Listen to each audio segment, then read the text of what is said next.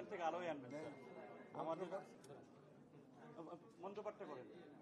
উচ্চারণ করছেন, মন্ত্র উচ্চারণ করছি। দীপজ্যোতি নগরী সম্প্রদায়ের পক্ষ থেকে কৃতজ্ঞতা ধন্যবাদ।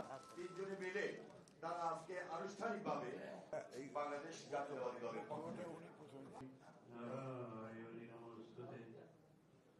এবং যিনি হিন্দু আমার ব্যক্তিগত পক্ষ থেকে, আমার দলের পক্ষ থেকে, আমার দলের চেয়ারপারসন বেগম খালেদার পক্ষ থেকে, দলের ভারপ্রাপ্ত চেয়ারম্যান যারা তারেক রহমান তরফ থেকে শুভ দীপাবলির অভিনন্দন এবং শুভেচ্ছা জ্ঞাপন করি।